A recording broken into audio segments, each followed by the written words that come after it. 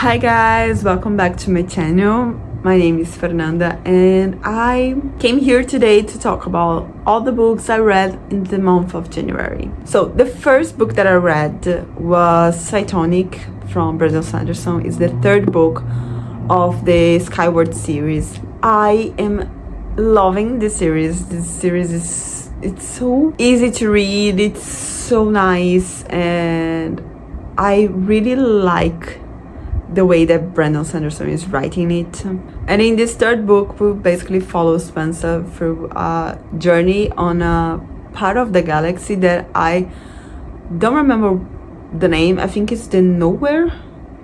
Or is this some? There is those names like the Nowhere, the other name that I don't know.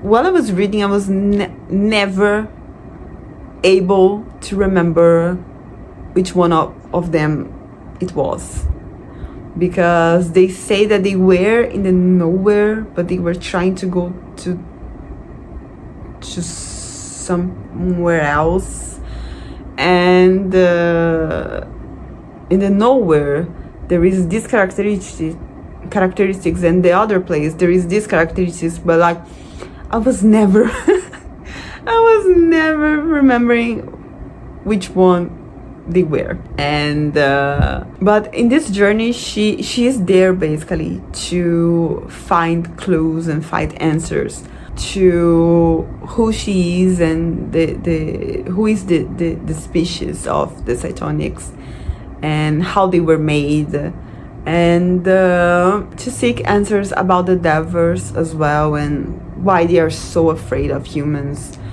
and everything else. And even though I love this book, the explanation about the Delvers, like in this one, we fully understand how they were created, why they are afraid of Spencer and afraid of humans, and why they don't like humans, why they always attack not only humans but the species in general, and why they always attack the other planets. And I must be honest that I got very lost on the explanation. I don't know if I get it completely, but it's okay. I like it anyway.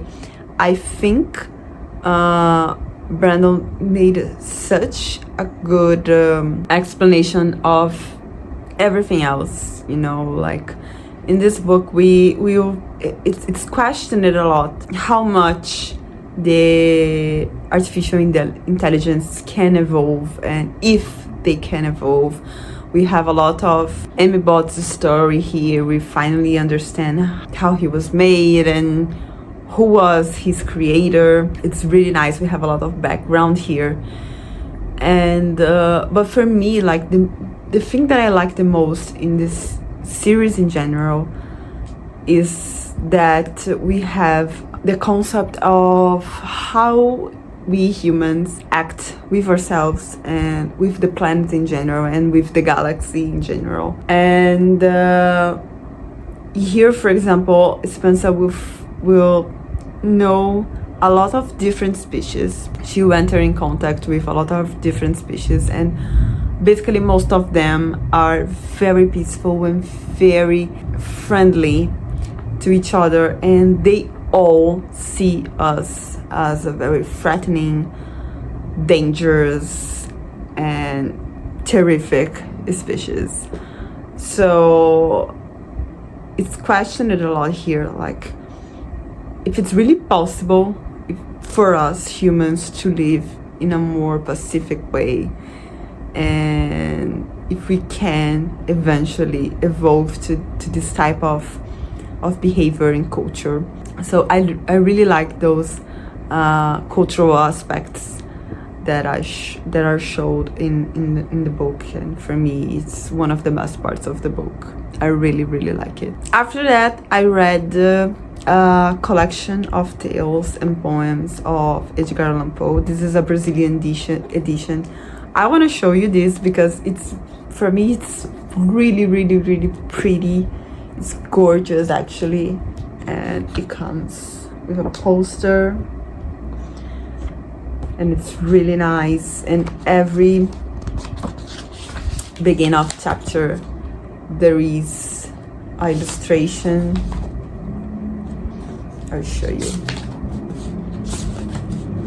First of all, we have an introduction about the life of the author, which was really, really nice. I really like to know the life of the people that I'm reading. So like here you have an illustration and the beginning of the tale. Like here, they are gorgeous. And anyway, I read this. This is the second volume, and I love it. I love Poe, really. Even though the tales that I read here, I think they were less charming, if I can say like that. Like, it didn't hook my attention, you know, in a way that the first edition did. I felt a lot that most of the times, like, he was lost in his own mind while he was reading. So usually the structures of Poe is like creating a good beginning and build the atmosphere until that you reach a point that it makes you, you know, like, get really, really, really excited, and then it ends with most of them, I have to say, it's a predictable end. But even though it's a predictable end, it was good. It was like, wow, the way that he did was good. These ones, however, they were just predictable. There was not the woe part, you know. So I was like, you know, for most of the parts, I was like, it's just that. Are you sure? There's nothing more. Because for me, it was not like him to do it.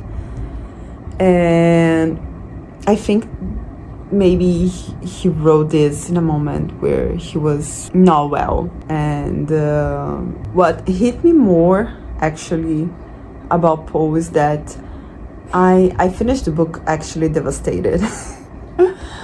I really finished devastated because it's so sad for me to imagine that a brilliant author like him couldn't achieve the goal that he set for his life when he was alive. And there are some letters that he sent, some correspondence that he sent to his cousin, his father, and some friends as well. And in one of the letters that he sent for his father, he asked for help and financially help. And he said that he will understand if he doesn't receive the help that he wants, but that he wants that the father knows that one day he will make him really proud, because he would be very famous with his writing, and that he will make the name of the family be big, you know, and everyone will be proud of him. And know that he died in a way that was really sad and even awkward, because I read here that nobody was able to identify the cause of the death. And I think that is really strange, even if I know like the medicine in that period was not that advanced, and even the police tools to investigate and etc. was not that advanced. But I think it's strange. I think it's really strange that nobody was able to identify the cause of the death. Anyway, so for me was really sad that he only achieved this when he died, and he was never able to see how famous and how big he became. That is really sad for me. But yeah, I love him. The poems here are, for me, the high point of this book. I love his poems. I really wish to have a collection of his poems, because I think like he was brilliant writing short stories, but writing poems, oh my god, he was like, it was the best of him in my opinion. So yeah.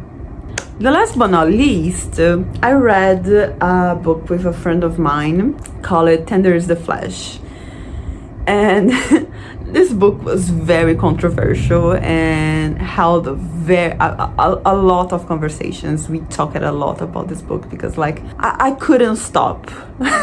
We read it, we discussed it, and after 1 week of our discussion, I sent like 3 audios to her talking about this book again. Basically, we will follow the story of this man who always worked in a farm, and with his father. His father was the owner of the farm, but the animals of the entire world got contaminated by a virus, and a very deadly virus, and because of that we had to stop eating animal meat. And because of that, as usual of humans, people start to kill animals because they were afraid of them. And so basically like we don't have exactly the picture of like how many animals still exist in the world, but I know for example that the birds still exist. There is a point where the main character finds little puppies, so some still exist, but like most of them, let's say, I don't know, 92% of the animals were completely extinct from the earth. And in exchange of the animal meat, people started eating human meat, because the government, the scientists, the big companies started to make a huge campaign saying that it was impossible for us to stay without meat, so we needed to find another source, and that source was human. This book is very brutal, it's very graphic. There were a lot of parts that I had to stop, otherwise I was going to vomit. And it has the potential to bring up a lot of conversations, especially nowadays, that I think was failed in this book. And that was the biggest problem with me with this book, because he talks about fake news, he talks about mass control, he talks about the role of science on spreading fake news, the influence of the big companies on politics and science. So it has a lot to talk about, in my opinion, a lot. And we just saw like 1% of it in the entire book.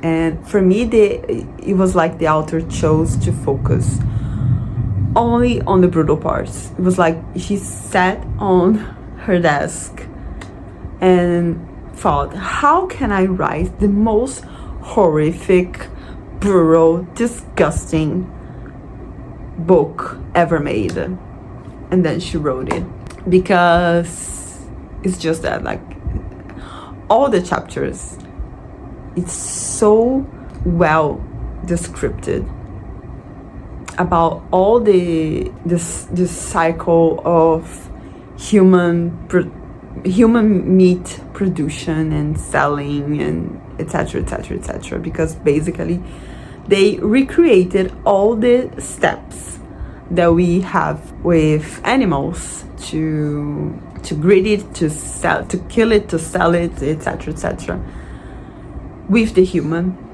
And she focused a lot on that, and that was not a problem for me, even though it was discussing. The problem for me is that we had so much potential for so many things besides this, and she just focused on one single thing. And it felt to me that like she was just writing a book to shock people, and I don't like that much when authors does that. So that's why, like, I liked it, and that's why kept thinking about this so much because I saw, especially as a nutrition, I saw so much potential, so many subjects that we could talk about, and they were not explored. And I was a little mad when I ended. I have to be honest, I was a little mad when I ended, but well, yeah, that's it. I recommend. Do I recommend? To be honest, yes. I think it's an experience that I mean, if you are willing to ignore, not ignore, but read. If you are willing to read those brutal parts and very disgusting and make you feel very sick and questioning your own eating habits, go for it. Really go for it, because it's an experience. This book is an experience. But yeah, I hope you enjoyed this video. I know that I disappeared, but I was really focused on my reading in this beginning of the year, and focused on my job as well, so that's why I'm really late on the January wrap up, but here we are. Anyway, I hope you liked this video. Please give a thumbs up if you did like, and also if you disliked it. Leave a comment down below if you read any of these books, if you want to read any of them, and also subscribe on my channel if you aren't subscribed yet. And I see you in the next video, hope really soon. Bye bye.